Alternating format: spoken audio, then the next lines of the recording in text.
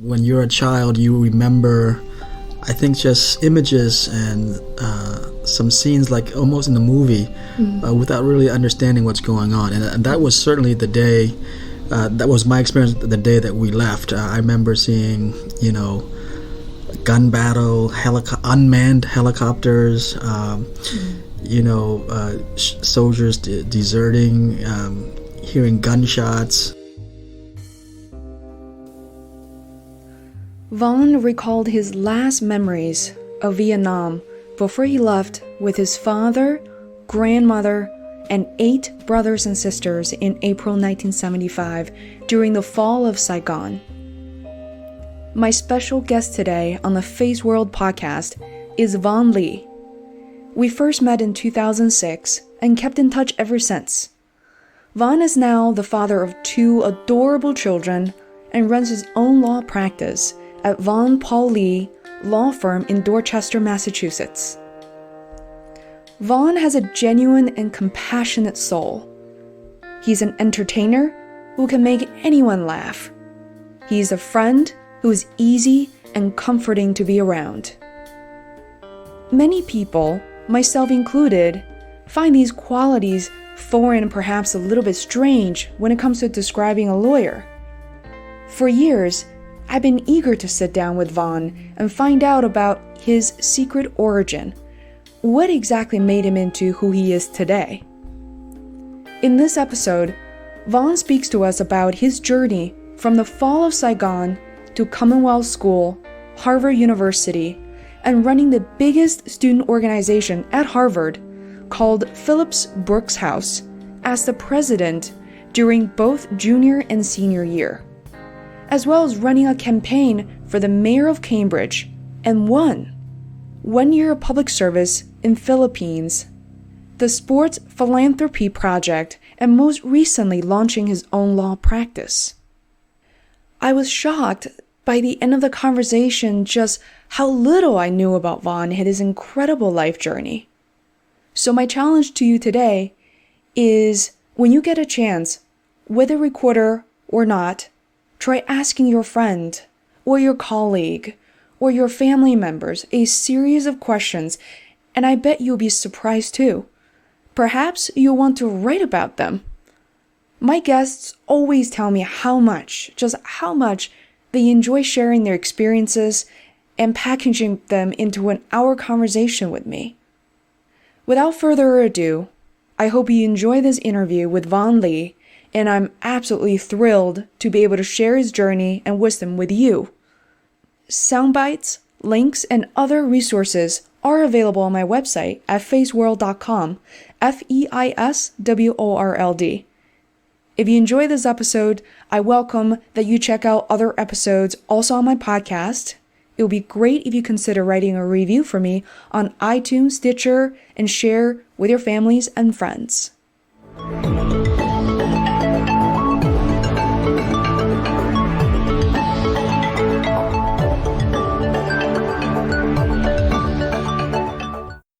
So I am here live with Vaughn Lee, and I have a big smile on my face because I feel like that's one feeling I always get from you. Every time I go for dim sum, hang out, every time I talk to you, you just put a smile on my face. Oh, thank you very much. The feeling is very mutual. And over the years, it's been wonderful to keep up our friendship, and I really appreciate your coming. Yeah, that's great. And I realize if I ask people to guess what your profession is, and perhaps happiness, smiling, and comfort doesn't quite naturally derive from the title lawyer. No. And sometimes I do feel like the work is very different from what I would like to do on a daily basis, but there's so many good parts of practicing law. You're really solving people's problems a lot of times, and that is a part of the joy that I get from my work. I'm almost 50, so it's the bio is a little long, but in a nutshell, I have a law practice in the inner city of Boston, Dorchester community. I work with immigrants, particularly in the areas of real estate and general business, which is more my background. But I had previous experiences during my legal career where I worked as a consultant, part law, but mostly consultant in corporate philanthropy, mostly in the sports sector. And prior to going to law school, I did a lot of public service and nonprofit work. So that's basically my work history. That's great. And why did you choose Dorchester in Massachusetts? Well, I'm Vietnamese American, and the Vietnamese community really grew out of this base here. I think there must be 5,000 to 10,000. The numbers are not very accurate because the community changes a lot, but it's really centered here. So I have a nice base of Vietnamese clients. I think that about half of my clients are Vietnamese, and the other half are diverse. This area is very diverse. We have Cape Verdeans, we have, of course, African American. You have Irish Americans. You have a thriving Latino community also here. So I think I'm operating in a very diverse community here. And we talked about your background before we hit the recording button. Okay. And the fact that you came to this country. You came to this country when you were a little boy. Yep. 5 years old. I think. Roughly. When I left Vietnam, I was about 6-7 years old, and this is 1975 Black April. When you're a child, you remember, I think, just images and some scenes like almost in a movie, without really understanding what's going on. And that was certainly the day. That was my experience the day that we left. I remember seeing, gun battle, unmanned helicopters, soldiers deserting, hearing gunshots. And when you're a little boy, you don't really know everything that's going on. I remember thinking, wow, there are stores with candies in it, and that's empty. I wonder if we can just get the candy. That's what I was thinking about anyway. Didn't really know what was going on. And certainly my father told us that we were just going on a vacation and that we won't be back for a while. Little did we know that we would flee by boat. We were boat people in 75, fleeing when Vietnam was falling. And we basically fled by boat out to the ocean, and we were picked up by a Filipino ship working with the American Navy. And so, my story is one of a million Vietnamese Americans who came over this way, and many, actually only 1/3 made it. So there's 2/3 who get, either die or get caught, and then they have to go back to Vietnam. So I was one of the fortunate ones, boat people who made it to America in 1975. Wow. We were refugees. We were not immigrants. Immigrants, the difference, I think, is you by choice, you decided to migrate to another country for a better future or what have you. But refugees, you're fleeing from your country, and you're not really prepared. It was really not by choice. You don't have the as many options, and you don't get to bring many things with you. You basically, I remember my sister who. There's 9 children in my family. My oldest sister had the wisdom of taking the most valuable things with her, and that was pictures, old family pictures that are irreplaceable. So she took a lot of pictures. My dad, he took as much, jewelry, but at the time the Vietnamese currency was worth nothing. So, we didn't really take much money with us. We just took whatever things we had, and we just went out into the ocean and not knowing where we would land. So that's unfortunately was the experience of many people who fled in 1975. It's a amazing survival story. Yeah, as a young kid. Yeah, I do remember. I mean, talk about people looking the same. When we were rescued by the American ship, I remember looking at a roll of maybe 20, 30 white males with all like crew cut hair, and they all looked the same to me. It was bizarre. I said, "Wow, they all look the same." Yeah, and I also remember, on our little boat there were soldiers who had deserted, and they were dumping their guns and bullets into the ocean. And I remember, as a 6-year-old, I was, playing with rounds of bullets, and also dropping them into the ocean because, these weapons were certainly no good anymore at the time. I wonder when your childhood story is drastically different than those from various parts of the States. Well, I mean, there were people who fled by boat. We were boat people, so-called boat people, and there were people who fled by land from Vietnam over to Cambodia and Thailand. And then there were people who were related and connected to the U.S. government, and they were airlifted out. And so they were the select few who got out that way.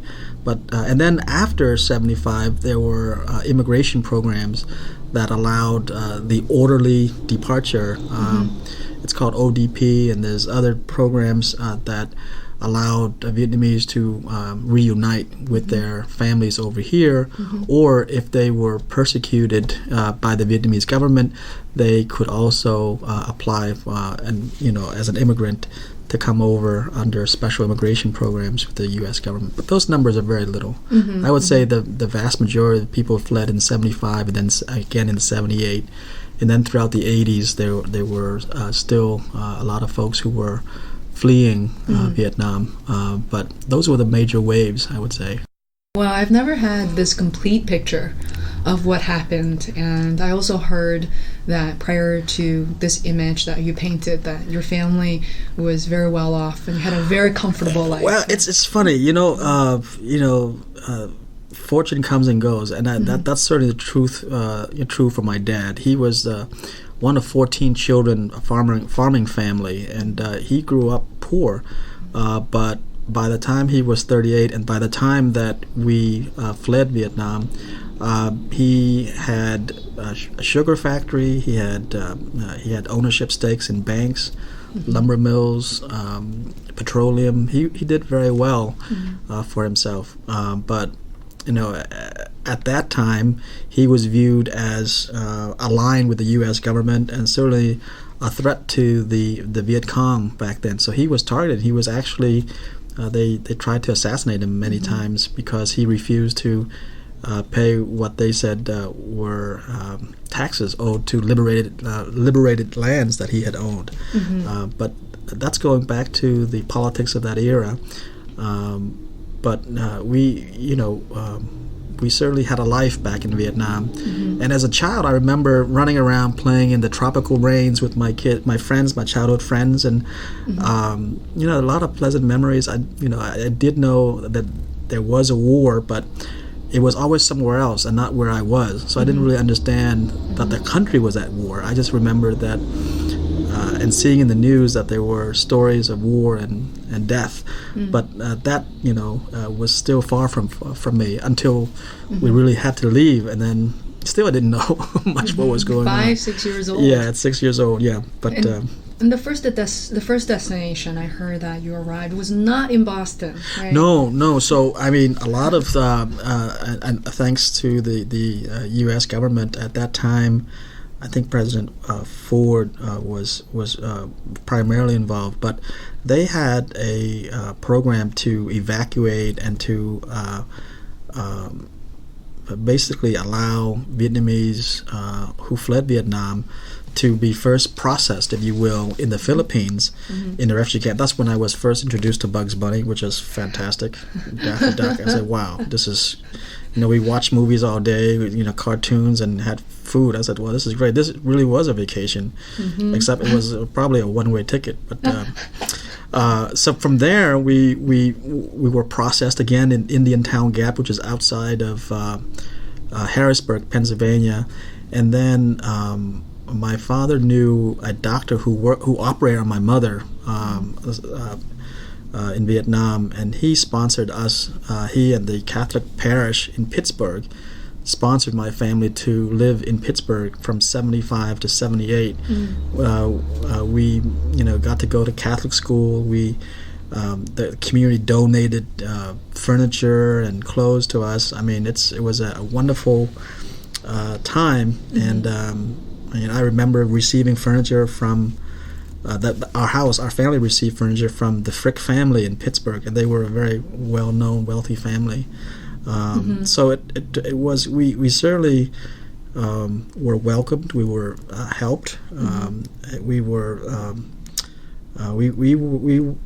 received a lot of charity, which was a phenomenal thing, because my father certainly was, by our standards, multimillionaire. But then we became what really was, destitute people in a new land in Pittsburgh.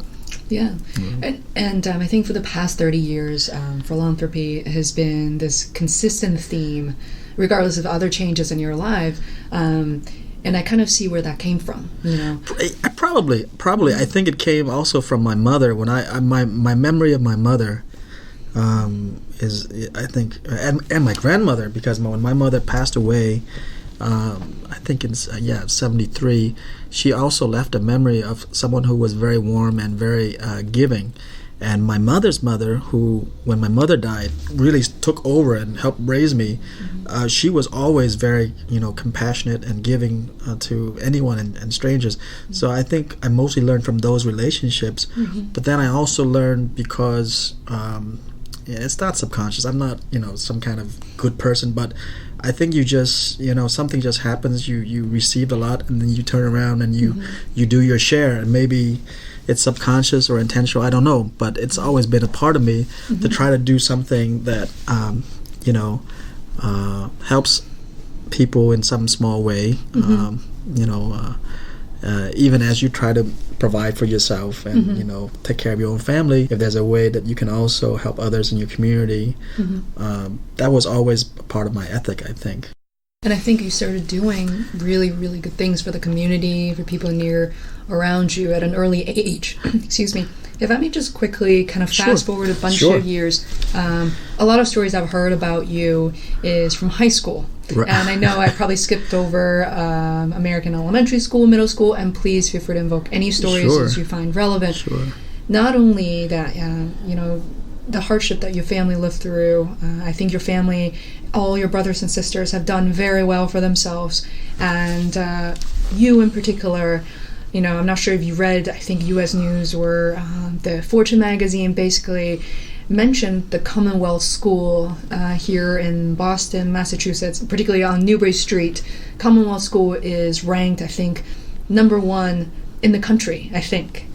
And it's amazing, and that's the high school you attended, and then later on you went on to Harvard. So could you tell me something along the line of perhaps how you applied and how you've kept your focus? Sure. I really have to. I'm not just trying to be humble or a false modesty or whatever. I really think it was luck. I mean, I think as you've heard, it was luck that we made it over here. It was luck that we were helped by so many people, and it was luck that I also did okay in school because. Well, first of all, my family always had the ethic for education. My father, my mother, they've always placed a real emphasis on education. That's one thing that they said that people can't take away from you is your education. So they always stressed the importance of doing doing well in school. I actually went to public school, and we were too poor to even think about private school. So someone recruited me. It was someone in some summer program for inner city kids. Linda and Jane, these two wonderful people, told me that, hey, you did very well in Boston Latin Academy. Why don't you apply to private school? And I didn't even know what it was or where or who, how do you start? So they literally took me down to the Commonwealth School, and nobody in my family knew that I had applied. Wow. There was no way we would have money. I mean, back in 1983, $5,000 was a lot of money. I think it's the equivalent of probably $25,000-$30,000 now. I don't know, but it was a lot of money, and we certainly did not have that as an option. But I applied. I got in. I still don't know why I got in, because the class, these were I think exceptional kids, children of mostly professional and well-to-do folks, established old money folks who Brookline and Cambridge and Wellesley, and these were I would say very, very privileged and very well prepared kids. And although I had straight A's in public school, I nearly flunked in my first year at Commonwealth School in 10th grade. I was no longer a hotshot, and so I had to relearn a lot of things. They introduced critical thinking, which is so important as a child. A lot of times, especially in Asia, I think learning is about rote memory and your ability to regurgitate. But at Commonwealth School, and with many good schools, I think the emphasis is no longer, you still remember things, but it was more important to train your brain to critically think and analyze things. And that's the first time that I was really exposed to that. And I think I credit Commonwealth for doing that. That was very well done. It was a lot of time and effort that they had invested in me. This is amazing, because the Commonwealth, the reputation, it's really known in our community, and I don't know as well as the rest of the country, but I would imagine when I talk to my friends in Hong Kong, she's like, of course, I've heard of Commonwealth, and this is someone from Hong Kong, like 5-10 years ago. So let's. I was wondering, did you receive any type of scholarship? I did. The package I remember was half of it was from Commonwealth School, and it was not a well-to-do or well-established school. It may be highly regarded now, and it was, I think, highly regarded back then. But it was more like a experimental, renegade school. We're going to take these, 30, 40 kids, and we're going to treat them like adults, and we're going to let them, we're going to get them to, to learn and think, and to get ready for college and life, as much as possible. And I think that was the experiment, really. And more importantly, it was also a community where they really tried to promote an ethic of being a part of community. We took turns doing school chores. We tried to look after each other, and the fact that it was so small, you really had to. People just knew if you did your homework or not. I mean, it was just plainly obvious. You couldn't really hide. I mean, I love how you sounded still so humble and very serious thus far, but I'm going to go quickly that what you were really known for at Commonwealth back in the 80s were theater, dancing, singing, acting, creative writing. Yeah. So, wow. Are you ready to talk about those? Yeah, sure. I think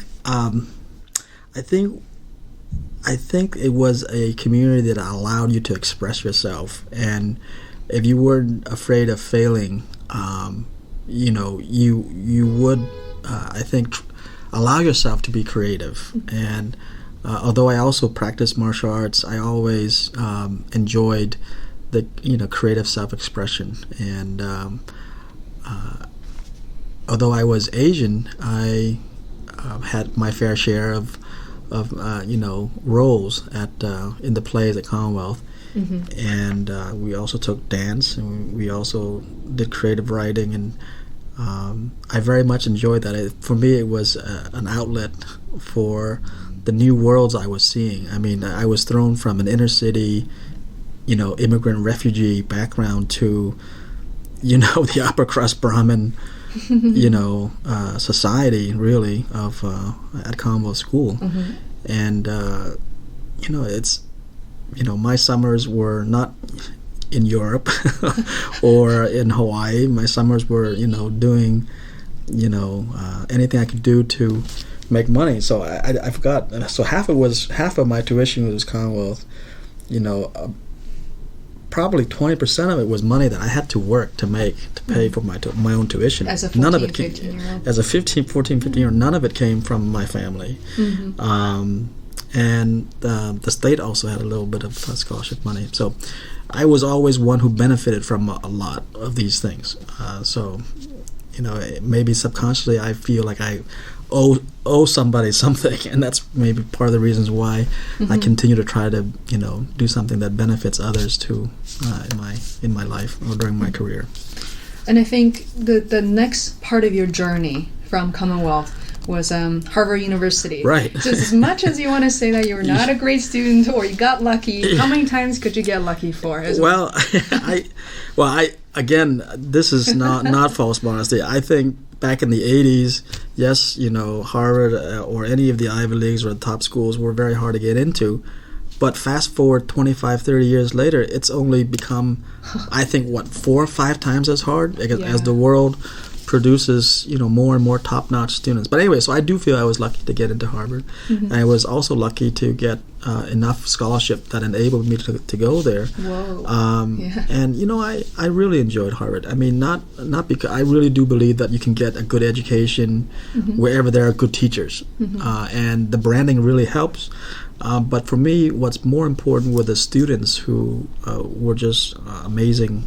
So I thought my classmates were a big part of it, of the special experience.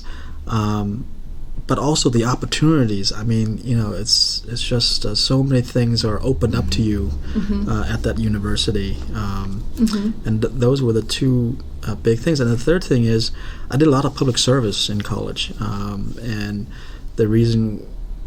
Actually, I don't know what the reason was again, but I enjoyed it.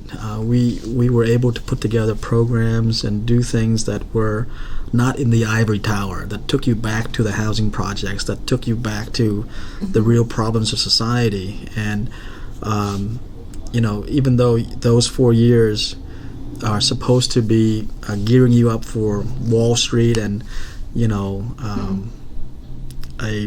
probably a sheltered, very lucrative rest of your life, and I wouldn't be surprised if I didn't do some of the public service work. I would continue to look the other way at the social programs, because you struggled. You came from a broken community or a broken background, and here's your chance to here's your ticket by choice to a better life, right? But for whatever reason, I mean, I also made college some very critical years where it really shaped, I think, my view of how I should relate to people and my role in society. And it's become a more inclusive idea that I do feel that I'm connected to other people. And that really came from my years at Harvard and at Commonwealth School, I think. Let's talk about Phillips Brooks House. Sure. Yeah. What is that actually? I don't know. It's just a student organization. It's the largest one. It probably has 11 to 1,200 student volunteers doing all kinds of public service programs, from running summer camps to teaching in prisons to homeless shelters to organizing unions, to advocating for the environment. You name it. It's basically a student-run organization that promotes public service. What was your role, and what type of activities have you participated? Sure. Well, I lived during my summers at Harvard. I lived in a housing project in Cambridge to work with inner city kids, and then I later ran that summer program. and then I became the student president of that organization. For how long? Would the junior, senior year? Well, so sophomore year I was a vice president, and then junior year I was the president of the organization, and it was great. It was it was leadership training too. I mean, because at an early age, you're asked to like manage a staff, put together a budget, raise money, put together a curriculum to teach the kids. I mean, even as you're like going to college and trying to excel in school. So, I think it was more rewarding to me than, helping other people. I feel like I was being helped because at an early age, I was, and my other classmates too were exposed to these wonderful opportunities that really challenge you in all aspects. It makes you think that, well, it's taking a test is easy compared to having to run a program for 200 inner city kids. Wow, 200. And you're 19. Yeah, I mean, there's a lot of kids, I mean, in these programs. How big was the team that you manage? Well, we had 13, one summer we had 13 camp counselors, and we had, 13 junior camp counselors who were high school students from the housing projects. And then we had a deputy director and myself as the director of the program. And Flores Brooks House was running 8 of these programs, throughout the neighborhoods: Chinatown, Roxbury, Mission Hill, Cambridge, Alston, Brighton. And so that's just one of the things they did. And so we did a lot of that public service in college. Yeah. So after 4 years of Harvard, how did you land your first job? And like for you, I would imagine, because you have a very multifaceted life, and you're equipped with many skills. Right after college, I received a Rockefeller Fellowship, and I went back to work in the refugee camps in the Philippines for a year. Wow! That was a fabulous year because basically you got to go to a neat place. Yes, you were doing public service, but you were traveling too, and so that was a wonderful year. And I came back, I feel like you can be on a track, and a lot of my classmates were tracked, and sometimes I envy them because I had roommates in college who knew that they were going to go to medical school or law school or business school, and they needed to get this grade point average and this score, and I didn't get the memo. I didn't do any of that. And I remember after coming back from my year abroad doing public service work, I didn't quite know what I wanted to do, but I had the idea that I would like law because a lot of the things that I was dealing with involved policy, involved laws that work or don't work, and I thought that might be an interesting thing to do. So I kind of backed into going to law school. I came back, I did a year where I ran a local campaign, and I worked for the mayor of Cambridge for a year before I went to law school. Talk about taking the safe route. Statistically, most Harvard students would become either a doctor or a lawyer or get an MBA. So it's statistically, it's sadly tracked like that. But maybe what else would you do? I don't know. Maybe I wonder. I think it's still very statistically, those were the safe things to do, which is get an MBA. Get a law degree or become a doctor. Those are your choices. At the time, yeah. So I think you already started talking about being a campaign manager, and I don't want to change your actual title. What was that experience like working real quickly. Well, Ken Reeves, when he first ran, he didn't make it. So the second time he ran was when I was his campaign manager, and he did make it. And I think it has a lot to do with the demographics and who's running at the time. But we were lucky. He did very well. But I remember halfway through the campaign, he came out and he told me, "Oh, by the way, I'm gay." I remember looking at him and saying, this is when it was not popular to be gay, especially if you're trying to get votes from black churchgoers. It was not something that we thought would really help the campaign, but we didn't care. I mean, we ran the campaign on the strength of his experience, his track record, and his relationships in the community. And so I remember telling him, Ken, I love you as a person. I don't care, if you're gay or straight or whatever. I want to win. I want these issues are too important. We need to get you in there. He treated you like a strategist. And you were 25? 26? No, I was 22. I just graduated from college. Goodness. I ran it for six months before going on my Rockefeller fellowship. And when I came back, when he was mayor, I worked for him for a year. But so that was kind of the timeline. But I was Asian working in the African American community, and this is in the early '80s. Gays were still being beaten in the streets. I mean, it was a horrible time. But I did work as his campaign manager.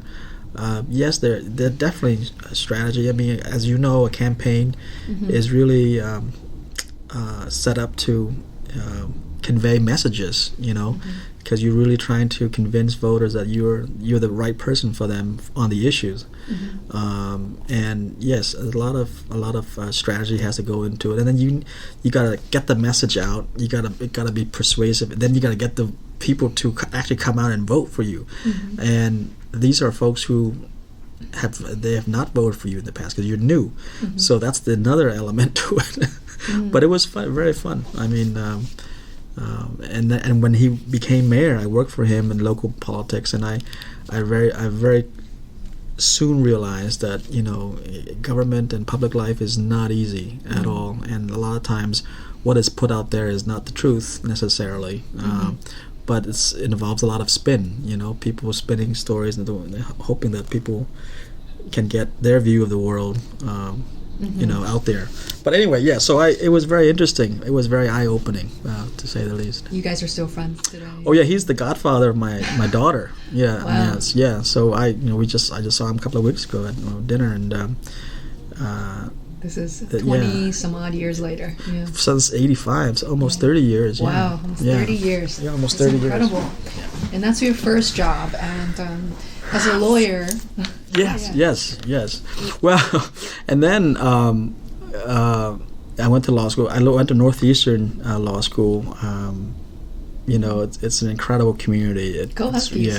Yeah, that's right. It's an incredible experience because they made law school fun, exciting, intellectually challenging, but also practical and useful. I worked in some great firms when I was at law school, and I met great people many of whom are my colleagues now in practicing law. Law school was great, and my first job was with a big law firm. I came out with a lot of debt, and this was a quick way of dealing with 80% of it. So, so I worked for a big law firm. Doing mostly corporate law. At that time, one of the big clients we had was Mitt Romney and Bain Capital, and I was a lower level associate. We did a lot of contracts and a lot of paperwork stuff that I think the average person would find amazingly boring, but it was. It was very fast-paced. There were a lot of transactions based. This is during the tech bubble years, where if you had an idea, people would throw money at it right away. And so we were all a part of that. That's great. I mean, it's a very well-known law firm. Is it possible to reference the name? Yeah, I mean, you could, but let's just say it's one of the bigger law firms in Boston, and they specialized in leveraged buyouts. They were known for corporate transactions for the most part. They did a lot of things well. They still do a lot of things well, but I think their corporate practice was just enormous. Country, they were very well regarded, and the top 25 firms in the country. for their corporate practice. But anyway, let's move on to the very fun topic, and I think the audience will find very intriguing, which is SPP, which stands for Sports. Sports Philanthropy Project. Yeah. Wow. Okay, that's it's funny. Sometimes you run into sometimes you get a job where it really challenges different aspects of your experience and background, and so it's doing philanthropy, which is a big part of my experience in a corporate setting, but mainly the sports industry. So we were really doing consulting for professional sports at the team level, at the league, and also at the league level. We received a grant from the Robert Wood Johnson Foundation to promote public health, and the theory was we would work with professional sports, because professional sports, they're excellent at messaging. Think about Coca-Cola or Bank of America, let's say, or some other large corporation. Well, they would partner with the local team or the league level to get their branding out. So the theory was, well, why can't we, as nonprofit or philanthropic folks, partner with them to get our messaging out? And it could be anti-smoking, it could be fighting childhood obesity, it could be wear your seatbelts, it could be save the environment, it could mean anything. And they're so effective at getting the message out, because let's face it, in America and many parts of the world, sports is a big attention grabber. People are sometimes even fanatical about their team. And so the idea was we would work with these professional entities and also athletes to leverage their assets to promote a social cause. And one of the things that I did was to work on childhood obesity issues.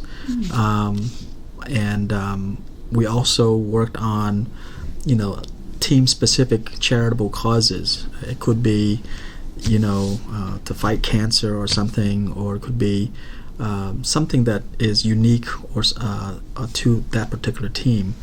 And we did that for about 10 years. It was really interesting. It was rewarding. It was an excuse to attend a lot of sporting events and meeting people that I didn't know were famous. Like such as. Well, I don't. I mean, I don't know, because I'm not. Believe it or not, I don't really follow sports, and so when I meet famous people or people who are now retired but were big in their time, I met a lot of these folks, but I don't remember them as much. I worked more with team ownership and management, and I also worked with folks at the league level, whether it be Major League Baseball or the NFL or the NBA.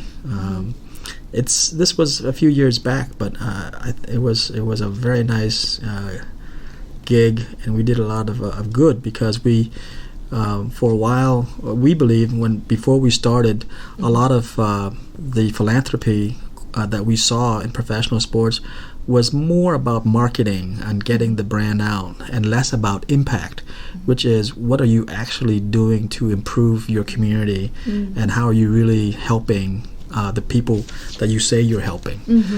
So I think we played a role in changing the question and putting the emphasis on impact and return on investment, rather than sort of hats and T-shirts and go team go kind of thing. I think we had a role in getting people to set up and really thinking about how effective their philanthropic efforts were they actually really changing the lives of kids that they are purporting to help or not. And is SPP still thriving now? Well, it lasted for a little more than 10 years. Now a colleague of ours has it and runs it in conjunction with the University of Washington down in D.C. Our grant ended with the Robert Wood Johnson when the Robert Wood Johnson Foundation did not renew, but and that was because I think in 2008 with the financial crisis, there were lots of cutbacks. But anyway, the concept really caught on. There are folks who are now sports philanthropy consultants.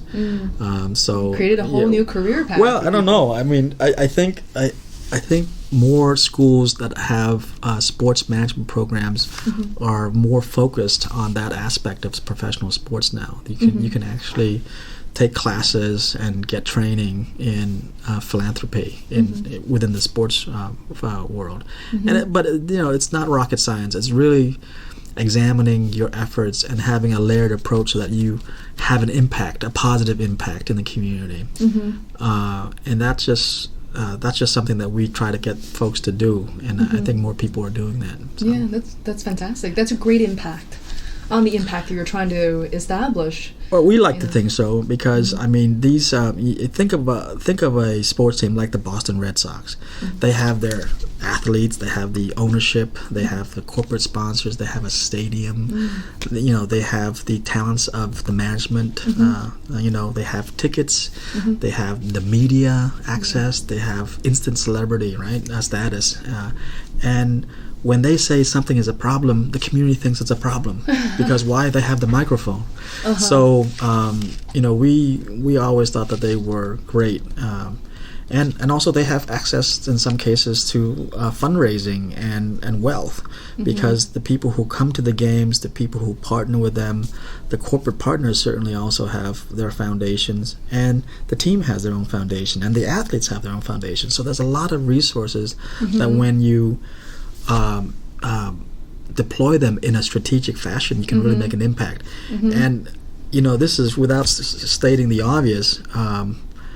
When a company, Cisco, Microsoft, anybody, when they want to take on, when they want to increase market share, they will deploy every department, every aspect of their corporation to achieve increased market share.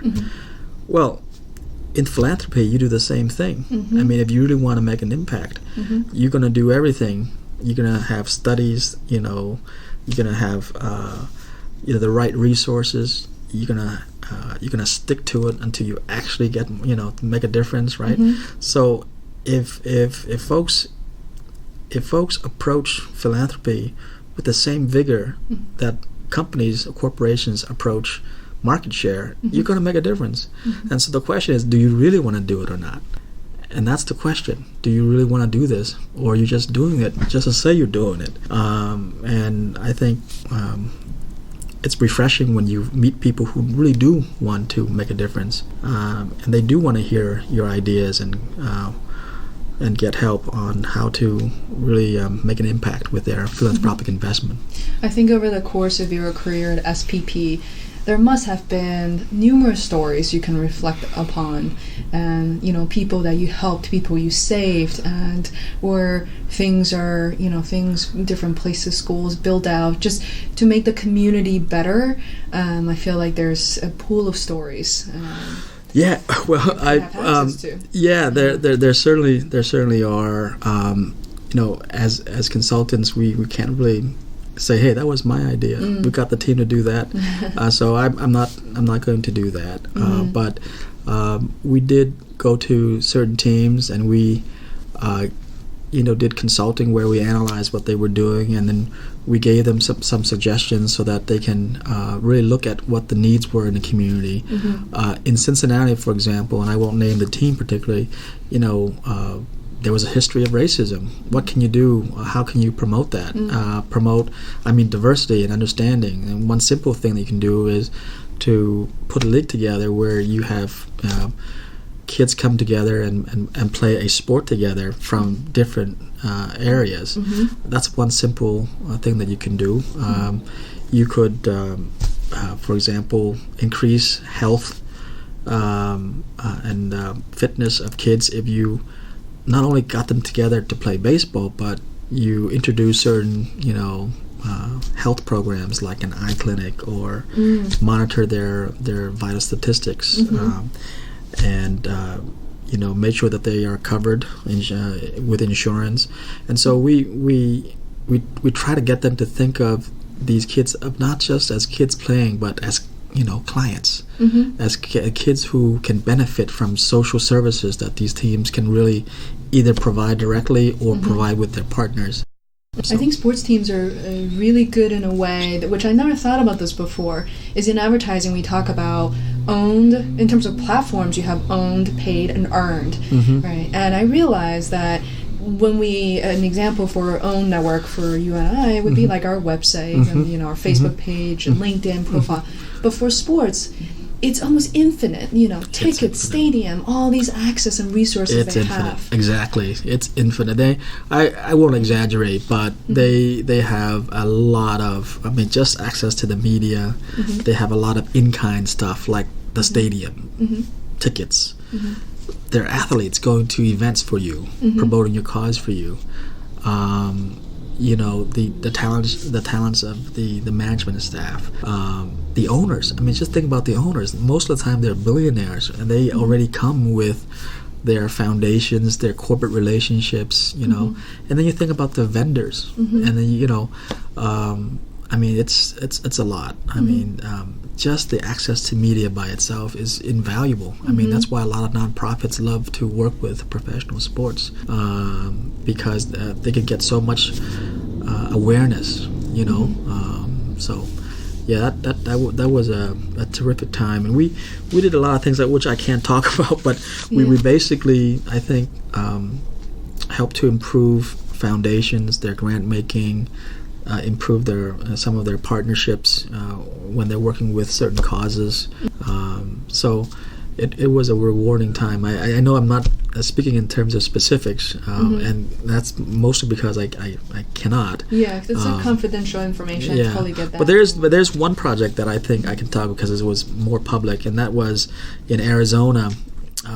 The taxpayers agreed to fund the building of the Cardinal Stadium, and the way they got that legislation through was that they would set aside a $20 million fund to promote youth sports and fitness in Maricopa County, and we came in and we did some consulting, and we helped to form an organization that would administer the $20 million fund to promote, physical fitness in Maricopa County. And that was something that was, I think, very effective, because now you had, instead of, random grants here and there, it was put back into the hands of the community and administered by a board of community leaders to make sure that the funds have a positive effect in Maricopa County. So that was one thing that was a very public initiative that we helped to spawn. No, that's great, and thanks for sharing an example. And what I'm seeing here is sort of the circle of life, a Hakuna Matata theme here, and really just we've never completed the story of your life in sort of a setting like this, and continuously, and the themes we've been talking about, painting, from Harvard, even Commonwealth, that philanthropy, law, your knowledge in law, and then strategy when it comes to campaign management, processes in terms of managing a team, and financial aspects of things as well. All that kind of comes together, and some of the skills, and keep repeating, I'm sure you're harnessing on and improving upon, and all that comes together to who you are and what you do now. Right. Having independent practice, as we all know, that's where all the work needs to come together, and you're probably working harder and longer hours than I could ever imagine.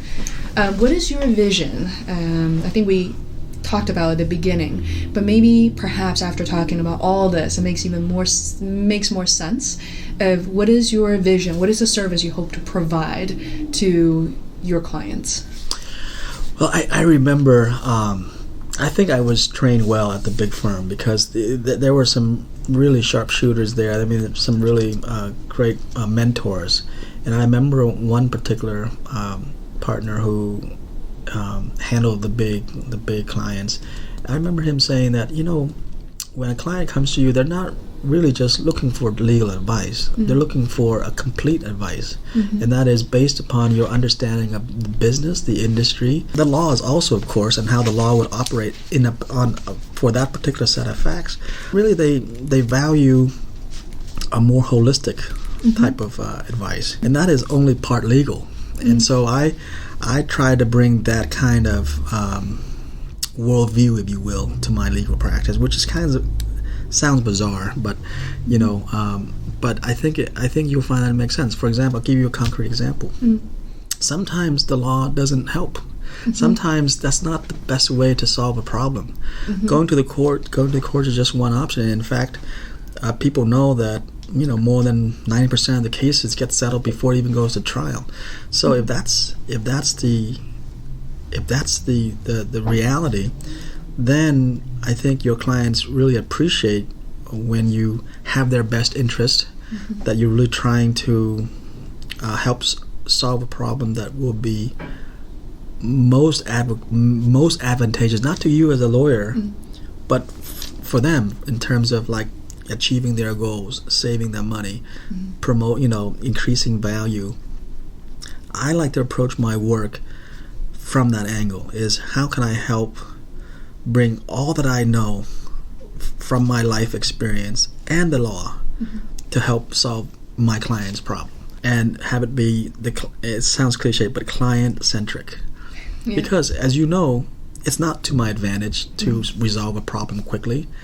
I can bill more if the problem does not get resolved. That's unfortunately some folks practice law that way. They're not in a rush to resolve something, because the minute the problem gets resolved, you can't bill anymore. So maybe I'm talking about a minority of lawyers, but I think some professionals, not just lawyers. I mean, it could be anybody. Bill and drill dentists. Bill and drill. Yeah, I like that. And bill. Yeah, that's something that I'd like to avoid doing. And I think a good lawyer and a good I think a good lawyer is more than just a competent, but someone that gives a complete advice, not just legal, but it's well grounded in experience. And I try to be that. Connected. Yeah, I truly think everything is connected. Yeah. And I haven't gone through sort of the green card process, this and that. I realize everybody who's not in law, including people who are in law, underestimate the amount of the complexity that's involved. It's like when you move, it's almost like moving. You always underestimate the amount of stuff you have in your house. Right. And everything's connected. And I feel like there's always, especially in law, every decision, every action you take has this downstream impact. Right. And you, as a client, you can only see so far. Right. But someone like you with a holistic kind of worldview, you can more or less predict, you can better predict things that may happen. So. Yeah, I think... maybe the analysis is not great, but like if you're a general contractor, for example, in some ways you need to understand not only the blueprint from the architect so that you can execute, but you need to know, what good work is in putting together the house, and everything has to. If the foundation is not right, the rest of it is not going to be right. If the roof is not tight, watertight, it's not going to work either. So I think in some ways. You need to be able to understand, execute, do it, efficiently and with the best interest for your client. So that's what I try to bring to my practice. Even if it's not high level corporate transactions, but I bring the same kind of seriousness to whatever I do, even if it's a small thing. From the small thing to a big thing, I try to approach it with great care and with my client's best interest, and so that's what I try to do. That's great. I really like this last part. And one aspect I would like to introduce on my podcast, as the listeners' age expand from fresh out of school to people who are more experienced. And I believe that there are many people practicing law and many other professions are considering in this day and age to kind of come come out on their own and, taking on entrepreneurship and become independent consultant or freelancers, all that. What is your advice for people who might be considering law, or even in general? What is it like to go out on your own and dealing with clients and, finding the clients, closing out on contract, all of that? What is that personality? What are some of the counterintuitive? It's a very loaded question, I know. Well, first, I've learned that everybody's different. So what works for you is not necessarily going to work for them. People have different realities that they grew up in, and so it's hard to give advice. And different people have different needs. All I can say is, from my own experience, I have found that it's helpful to be open to new things, to take risks. To try to live your life the way that you want to live, and not live your life the way your parents or your best friend or what you think other people would approve or disapprove of, but really try to give yourself a break and a chance, because if you don't do it, you're going to regret that you didn't do it. And sometimes the things that you find yourself doing may not be what you thought you would do, but it would turn out to be the most satisfying thing. And if you didn't take that risk to the unknown, you wouldn't know. I guess I'm rambling, but so I guess I'm saying be open to new possibilities and really try to fulfill yourself, fulfill your life with things that you enjoy doing. It's a cliche, but it's true. You probably will make some money doing it. But if you put money first, money can bring some security and some happiness, but in terms of long-term satisfaction and happiness and well-being, those things are important too. And if you don't pay attention to them, you may miss out, and you may be living a humdrum kind of sort of settled for less, situation. I'm not saying that that isn't a good way to go through life, but I think that if you were open-minded to give yourself a chance to just strike out and be and do the things that you find satisfying, I think you'll be happier for it. And I think your children will be. I have kids now, and that's what I want for them. I mean, I have a 2-year-old and I have an 8-year-old, and I think my role, in some ways it's like they're like rockets, and they need fuel to help them go to their as far as they can. And your love is the rocket fuel, is the jet fuel. And so I want to give them as much of that as possible and let them go where they want to go. And of course, I'll gently guide them as, good parents ought to do. And they should do well, and they should be well prepared.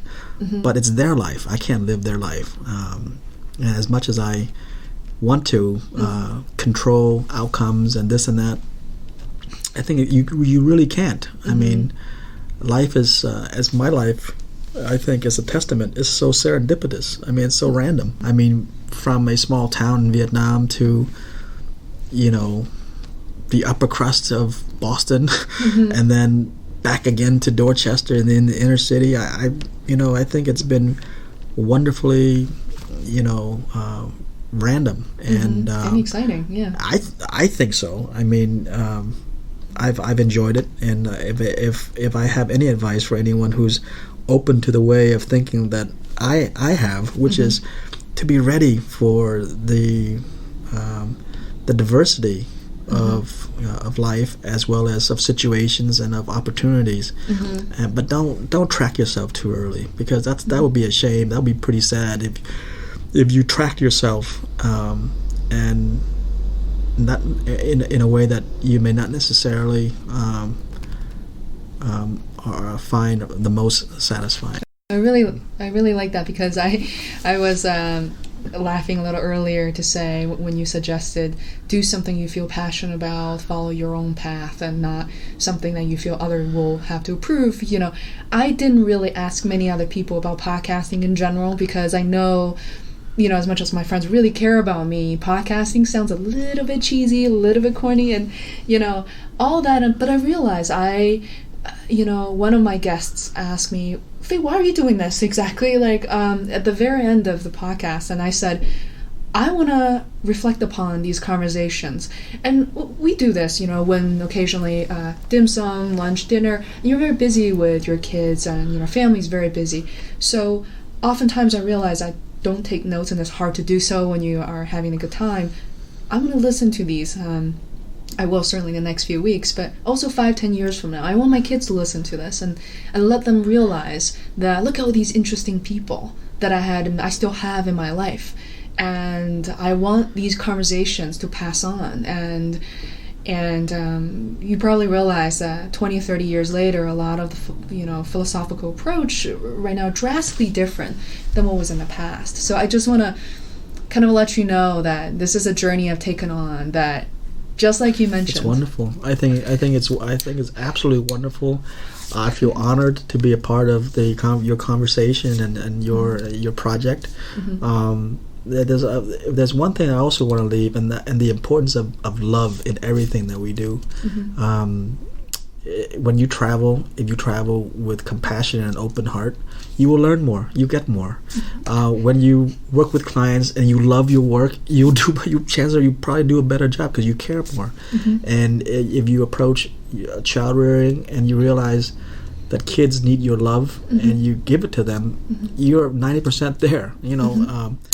I think I've grown up with that ethic, and mm-hmm. I think it's so true, and it's probably corny and cliche, but when I have reflected on the important things and things that oftentimes are the solution, I think love is really important in your family and your work, yeah. and everything. So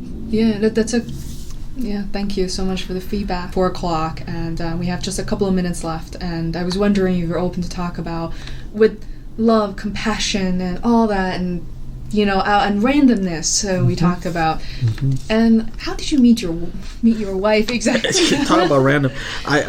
She graduated from college, was on her college trip, and I was backpacking because I was at the big firm, and I had 10 days to just blow off steam, and I went to Spain, and on the a popular route is you go to the southern tip of Spain and you take a ferry into Morocco, and I met my wife on the ferry going to Morocco, which is very random. Uh-huh. My family joke and they say, "Oh, you have to go halfway around the world to get a date," which is probably what happened. So, yeah. Did you help her with her luggage? Or? I don't want to. Yeah, yes, I actually did help her, because I thought, wow, what's 2 school-age children going to Morocco by themselves? And it turned out they looked like they were high school kids. But they were adults. But they were adults, and we didn't really date anything, but we traveled together for several days, just as traveling companions. Mm-hmm. And then several years later, we decided to date. But so that's years later. Years later. Yeah, we just stayed in touch, and so years later we... Before the Facebook, Twitter ages. Yeah, that's right. We did have email, so we did send email to each other. This is 1996, 97. Ooh, yeah, so 98. Email was still relatively new. Email was relatively new, but it was allowed us to communicate from, she was in Japan, and I was here. So yeah, that's how we met. And that's great. And both of your kids speak fluent Japanese. Mostly Japanese, some Vietnamese. It's really hard. It's an uphill battle. Trilingual. Yeah. I don't think it's called trilingual. Yeah. So she really does a good job of teaching Japanese, and mm-hmm. So. Yep. This is great. Thank you so much, Vaughn, for your time. I know you're super thank you busy. so much. No, this is a pleasure to someone cares enough to ask me questions about my life. Mm-hmm. So I really feel honored. Thank you so much. Yeah, and the feeling is very mutual.